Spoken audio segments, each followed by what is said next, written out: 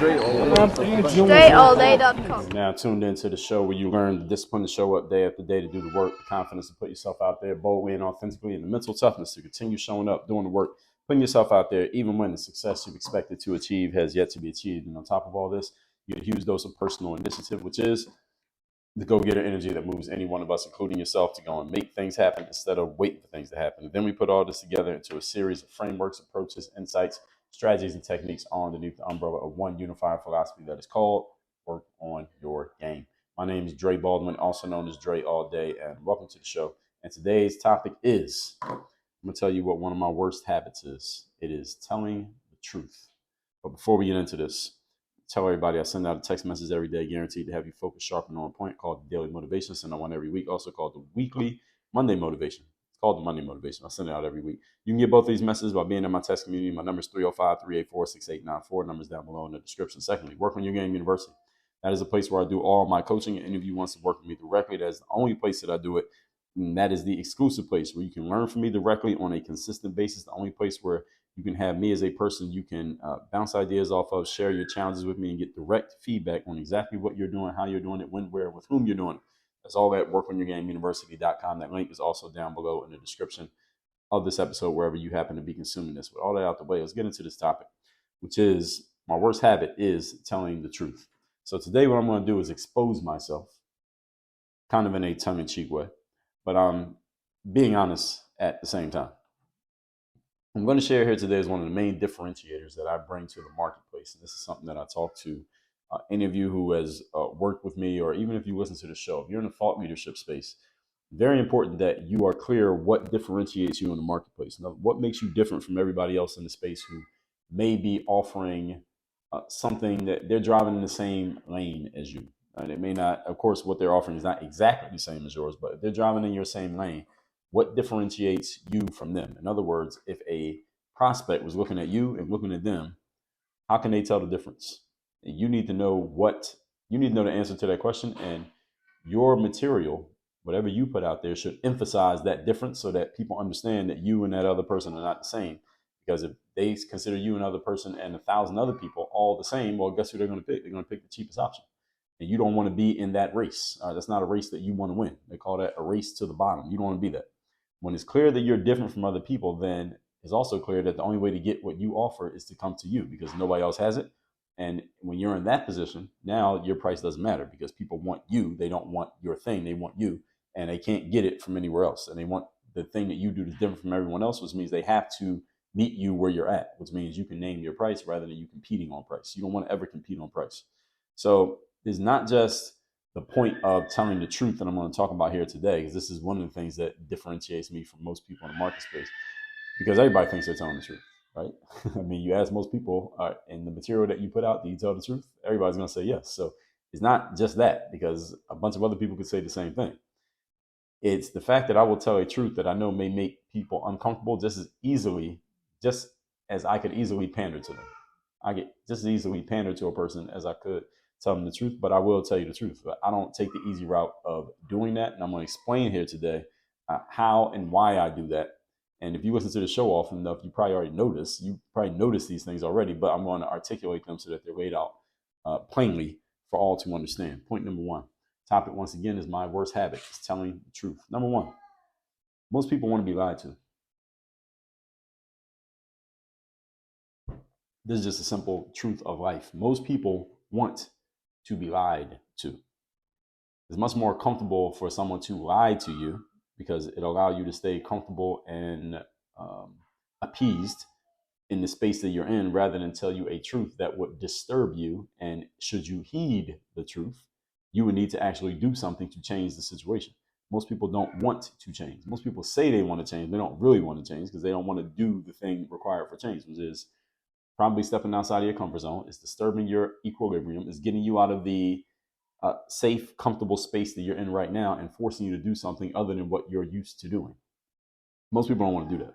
Again, even though if you ask most people, they would all say they want to do it. But again, look at most people's actions, then compare that to their words, you notice that there's a difference often. All right, so although we all talk about the truth, whatever it may be for us, and keeping it real and being honest, and almost everybody uses these phrases, right? And some people say things like, I'm my own worst critic. You ever heard somebody say that? I'm my own worst critic. You should not be your worst critic, by the way. I did a whole episode on that in episode number 1785. And by the way, yesterday, I meant to mention this, how to extend your prime. When I talked about not being washed, episode 2099, how to extend your prime in anything that you do. So anybody listening to yesterday's episode, I do have an episode on how to make sure your prime keeps going so you don't become washed up. So we also hear people say things like being hard on themselves. I'm really hard on myself. I don't need anybody to be hard on me. I'm hard on me, right? And all the other good sounding cliches. Right? And it's not that people are lying when they say this. Some of them are, but not everybody. Human beings as a whole generally would rather be told a lie that feels good than a truth that cuts deep. Can I repeat what I just said there? Because I want to make sure everybody got it. Human beings as a whole would rather be told a lie that feels good rather than a truth that cuts deep. Now, the question is, why is this? A lie that feels good allows us to remain in our comfort zones. A truth that cuts deep is, when accepted, forces us into action that moves us out of our comfort zones. Now, why do people not prefer something that will move them out of their comfort zones? Because moving out of your comfort zone is uncomfortable. It's uncomfortable. It's not easy to move out of your comfort zone. It sounds good to talk about moving out of our comfort zones when we're motivated and excited and someone just gave you an inspirational message about change and getting better, right? It sounds good in that moment. But the moment when you actually have to do a thing that literally moves you out of your comfort zone, that does not feel good. That's why I did the episode where I talked about courage and confidence, because courage is what you need to step out of your comfort zone, not confidence. I talked about that in episode 2740. So if you are serious about moving out of your comfort zone, what you need to be looking for and loading up on is not confidence, which is based on your past behaviors, but courage, which is based on the unknown future. Most people do not really want to change because, again, change requires you doing something that is going to be uncomfortable. Fact of the matter is, it's a much easier route in life. Like somebody like myself in my position, it will be much easier for me to tell you lies that make you feel good than to tell you a truth that may disturb you. I could have a much bigger audience if I just told people lies that made them feel good. I could very easily. Truth telling is not for everybody, and truth hearing is also not for everybody. If I just wanted to pander to an audience of people, I could easily do that. I did an article on diversity, equity, and inclusion, and the scam that the entire industry of DEI is. I wrote this article back in mid-December 2023. If I wanted to, I'm a Black man with a platform and I'm articulate. I know how to read, I can write, I can speak. If I wanted to, if I was just after if I just want to accumulate as much fans as possible, I could easily pander to the DEI talking points and the DEI platform, let's just say. And I could do it better than some people who actually are involved in the DEI space. They're not that good. They're not very influential. They're not persuasive. They're not very compelling with their words, but they bought into it, but they're just not even that good at it. I can do it better than a whole bunch of people who are actively in the game. But I choose not to because it's not based in truth. It's based in emotions and feelings. And unfortunately, it's just not my wiring. It's just not my wiring to do that, to try to persuade people via emotions and feelings. Not that I won't use emotions and feelings, but we always got to come back to the logical, rational, what's factually true on paper. Not my truth, but the truth. Because there's no such thing as my truth or your truth. There's only one truth. And again, that's just my wiring as a person. And this is one of the reasons why I tell the truth. Point number 2. Today's topic, once again, my worst habit is telling the truth. Number 2. One of the biggest challenges for society as a whole today is the relentless attack on truth. I did a whole episode on this very subject. I talked about the satanic attack on language in episode number 2605. And I talked about the relentless attack on truth in episode number 2175. The truth is under attack these days. And one of the ways that the truth is attacked is by the playing around with language. So one of the things that we get these days is someone said, I remember when I was talking before my son was born, Anna and I went to a prenatal appointment with the woman who became our midwife. Good woman, did a good job, excellent work, all that through the birth of our son. I remember the first meeting we had with her, I was asking the woman a question. Her name is Mary. I was asking Mary a question that said something about the the gender of the child, whether it was going to be a boy or a girl. I think we already knew at that point. And she said, well, what you mean is sex, because gender is a social construct. And then she moved on to the next point. This whole thing about things being a social construct, and in other words, that means we can dismiss them or we don't have to follow them because they are social constructs. That's bullshit. All right, wearing clothes every day is a social construct. All right, traffic lights are a social construct. All right, following the law is a social construct. Just because something's a social construct doesn't mean you can dismiss it or that it's a bad idea to follow it. All right, there's some social constructs that all of us follow. Usually when a man meets another man, we shake hands, right? Someone introduces you to a friend of theirs, you say, hello, how are you, right? We do that. Those are all social constructs. Just because something's a social construct doesn't mean you can throw it away and dismiss it. So it's bullshit. That's an attack on language. And people just use these language tricks. Verbal sleight of hand is what we call it. These language tricks. And these are very smart people, because you have to be pretty smart to trick someone with words. Because most of you, by the time you're age 18, you know how many words you've spoken in your life? You're an expert at using words. So to trick someone with words, you have to be really, really smart. So these people who are doing this satanic attack on language are not dummies. All right, even though you may not like them and you may want to beat them up because of what they're doing, I would never call them stupid. These people are actually extremely smart. You got to respect what they're doing, and you got to kind of see their game in order to beat them at their game. That's why I did episode 2605, the satanic attack on language, because what's happening these days is people are attacking truth. Or here's the truth: God created man and woman. That's the truth. I'm not asking you to accept it. I'm just telling you that that's the truth.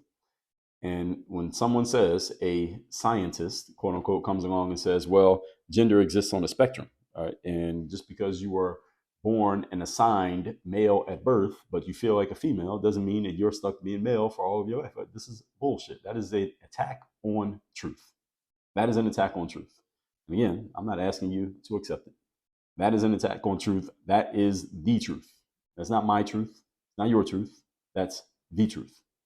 And these days, what's happening when you get around these folks who are attacking truth, and their numbers are expanding because they're converting people and getting them to buy into this bullshit. When you're around these people, you can not only not tell the truth, you can't even go looking for the truth by asking objective and critical questions of people. You can't even ask an objective or a critical question of a person. I was talking to someone on X the other day about it was a conversation about trans something, because there was some trans. When I say trans, I mean it in air quotes, even if I don't do the air quotes every time I say it. There was a boy who was now living as a girl who was about to get a scholarship to play volleyball at a college. And attention got brought to this, that this is a boy about to get a scholarship to play volleyball in college as a girl. And because of the pressure that got put on the school that was offering the scholarship, allegedly, according to the person who was following the story, they were putting this out and it was getting a lot of response. This is how I ended up in the conversation. The school got pressure put on them about this, and they rescinded the scholarship of this student who was a boy posing as a girl and then gotten a scholarship to be on the girls' volleyball team. So then a bunch of trans people got mad and they're going back and forth. And I responded to one of the things that was said, and I said, well, there's no such thing as a trans person. There is no such thing as a trans person. If you're born with a penis, you are a male. You're born with a vagina, you are a female. There's no trans. Those are things, a trans man or a trans woman. You can't transition into a man or transition into a woman. That's impossible. If you're born with a vagina, you are a female. I don't care what kind of clothes you wear or what you call yourself. You're a female. If you're born with a penis, you're a male. All right. You can take estrogen or chop your penis off or whatever it is. You're a male. All right, that's it. And that's the truth. Again, not my truth. And anyway, as I'm saying this to somebody, and we had a short back and forth. And I said, well, God created man and woman. That's what I said to him. God created man and woman. And that's it. That's the truth. And this person said, well, you're deflecting by using God. How the fuck can you be deflecting by using God? And it's funny, I'm cussing in the sentence, I'm using the word God in the same one. But y'all get the point, right? How am I deflecting by using God? But this is what I mean when I say satanic attack on truth. All right, using God and what God deemed to be true, that God made man in his image, if that's a deflection, all right, then the person you're talking to who said that is satanic. Okay, so if I'm deflecting by using God, then you're satanic by even saying that I'm deflecting. And again, I'm not asking you to accept this. You can just listen to it. This is why journalism is dying. All right, you can't ask certain questions objectively or critical questions of certain people in certain spaces or on certain subjects. You just can't ask the question. The reason why journalism is dying is because a journalist's job is to get to the truth of a situation, regardless of what that truth is and regardless of where the truth may lead. That's the job of a journalist. But because we have so much attack on truth these days, there are very few people who are being told and encouraged to go look for truth. Because if you happen to find it, that truth may disturb someone who has decided that they want to buy into a lie. Everyone understand where I'm at right now? See, you can't go look for truth if you're employed by someone who has already decided they want to believe a lie. Because if you happen to find out anything that goes against that lie, well, how's your employer going to feel about that? How's your boss going to feel about that? It ain't going to work, right? There are some universities out there these days, actually many of them, heavily liberal universities, where let me ask this question. Anybody who works in academia, you tell me. There's some very strong liberal universities out there where if you were a Trump supporter, open Trump supporter, meaning you had the hat and you were MAGA and all of that stuff, could you walk around there openly being that and still keep your job? Probably not, right? But if you're an open leftist, Democrat supporter, BLM supporter, Palestine supporter, you could walk around and LGBTQ flag waiver. You could do all those things. You would be celebrated on those campuses. But if you were a Trump supporter, you probably couldn't even keep a job there. So how are these? And these are institutions of higher learning where they're supposed to be teaching kids how to think, not what to think. But it sounds like indoctrination to me. Somebody working in academia, tell me if I got this wrong. Now, I know there are some universities and colleges where you could be a Trump supporter and it's okay, but they are pocketed. There are pockets of those places, but in many places, you can't do that. You wouldn't be able to keep your job. So again, 50% of the country votes Democrat, 50% Republican, roughly in every election. It comes down to a few million votes. In the electorals, it's usually about 50-50. As far as the popular vote, it's about half vote one way, half vote another way. How do you have a college where not a single person is openly a supporter of one side? Openly. Because they can't be. It's not that they don't have anyone there who is a supporter, but they can't openly support because they get destroyed. And they would lose their ability to take care of themselves financially because they get fired. The students will make sure they get fired, let alone their colleagues. This is the attack on truth. We don't have journalism anymore because nobody can go look for the truth because the truth might turn up some things that people don't want to hear. The academic system is becoming more and more of a sham every day because they're teaching their students what to think rather than how to think independently. Can you go to a college campus and say what I just said about there being man and woman? And God created man and woman, there are only two genders. How long would you last as a student? How long would you last as a teacher if you said that? This is the reason why we trust media and the news less than we used to. Because the truth is only welcome if it's the quote unquote right type of truth, which is nonsense because there's no such thing. Truth is just what it is. Truth doesn't have a side. How many of you work in a place where you've been subject to listening to a consultant or a speaker come in wax poetic to you about how you need to think or look at or respond to certain things, and you knew that at least some of what they were saying was bullshit? Whether it was a DEI speaker telling you, white person, how to deal with black people or how you need to bring in more black people or what diversity will do for you, whether it was someone, usually a female, talking about sexual assault and sexual harassment and how certain things you can't say or do, whether it was a black person or any person of color, some minority, maybe even a white person. Even white people have gotten in on this scam, coming to you and telling you how your microaggressions or the fact that you're white, period, the fact that you have white skin, or the fact that you have grown up in white America has made you somehow you're in the wrong when it comes to things involving race. And there's certain things you need to do to prove that you're an ally to make up for the advantages that you have had or the disadvantages that people who don't look like you have had to suffer through generationally. How many of you have sat through and at work? You are subject to this and you had to listen to it and you knew it was bullshit, but you couldn't say anything. Because if you openly challenge them in front of your bosses and colleagues, that would be career suicide. How many of you have dealt with that? How many of you are white and have to listen to some black DEI consultant that got paid 10 grand come speak to you about how you are unconsciously biased and you don't even know it? And you knew this person is completely unqualified, and aside from jumping into the DEI pool, would never get paid $1,000, let alone $10,000 to speak about anything. But there they are wagging their finger at you and telling you how your whiteness is something that you need to do. you need to do something to counteract it. All right, but you had to sit there and listen to it. You had no choice. This is the attack on truth. And this is satanic because God deemed what the truth is. And when people start going against it and using language to try to convince you that they're actually right to go against the truth and that there's just a new way of looking at things than what we've traditionally understood. And they're using the cleverness of words to convince you that, yes, they're actually right. And the way that they're looking at things is the way that you should look at it. And if you're looking at it the other way, then you're just old and outdated. That is satanic. That is literally what Satan did to Adam and Eve in the Garden of Eden. That is what Satan did. So when I say satanic, I'm not saying it to be hyperbolic. I'm saying it because that's literally what it is.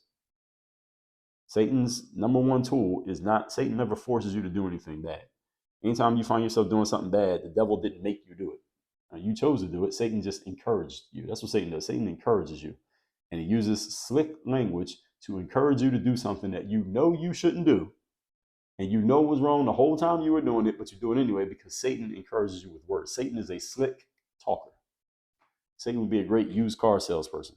So all of you had to be careful with the language that people are feeding to you, and you didn't know your own language. You got to be equipped language-wise yourself to deal with these people because they are out there and they're insidious and they're good at what they do. They all got game. Let's say when it comes to that gift of gab, they got game. So that's why the communication skills are so important. Is why I talk about them so much. Point number 3. Today's topic, once again, is my worst habit is telling the truth. Number 3, entrepreneurs and entrepreneurial-minded people tend to gravitate towards my message. And you know why? Because when you're an entrepreneur in today's world, you have something that people who are not entrepreneurs don't have. You have a license to tell the truth. See, the reason why I can tell the truth the way that I can is because nobody can do anything to me. I can't be fired because nobody hired me. Nobody can block me from getting in anywhere because nobody let me in anywhere. So you can't kick me out. See, if I worked in corporate America or academia or the government, this show's very existence would get me fired. Actually, I wouldn't even get hired. If I tried to go get a job at a college right now, I don't know what kind of job I can get. I only have a 4-year degree. So I don't know what I would even qualify for. But if I try to get a job at a college right now, any job, I'm not talking about, I don't even need to be a professor. I could be something like I don't know, what can you be on a college campus with just a 4-year degree, whatever that is. All right, I try to go get a job at many colleges. What are they going to do? They're going to Google me, right? They're going to Google me. They're going to find this show. They're going to find my social media accounts. They're going to see the stuff that I'm saying to people. They're going to see me saying there are only 2 genders and no such thing as a trans person. They're going to see me talking about the satanic attack on truth. They're going to see me saying that the COVID jab and the lockdowns over COVID was bullshit. And they're going to see me saying all this stuff. And you tell me what employer's going to hire me. I believe that I am effectively unemployable. I will never have a job. I will never work for anybody again in my life. And for 2 reasons. Number 1, because of what I just told you, that very few people who would hire me, because the things that I've said publicly that I'm on the record saying, they would probably say, no, we can't bring you in here. Even if they agree. Is everybody going to agree? Probably not. And number 2 is because I'm just not built to work for anybody. I'm not built to take orders from anybody or to have anybody have authority over me. I'm just not built for, mentally. I'm incapable of being in that position. So I would never get hired for a job simply because I told too much truth already and there's too much out there for me to erase. It's why there are people who work in those spaces, those of you who do work in said spaces where maybe you agree with some or even many of the things I say, but you don't say them out loud because you know it might kind of hurt your situation. And I get it. I respect it. That's why I'm here. I'm here to say what maybe you can't say. And there are people who listen to the show as sort of a release valve for their own thoughts. Because if they were to say these things, again, you might lose your job. All right, your next door neighbors might not like you anymore. So for those who I just described, you can at least, hopefully, be thankful to somebody saying it, even if it ain't you. All right, I will do it for you. Okay. So with all that out the way, let's recap today's class, which is my worst habit is telling the truth. So I'm tongue-in-cheek exposing myself here. Point number 1, most people want to be lied to. It's more comfortable to accept a lie than it is to take a truth that cuts deep. And most people don't want the truth that cuts deep because that may force you to actually do something. And most people as a general rule are lazy and don't want to do anything. And again, the law of entropy. Remember what I told you yesterday. Point number 2.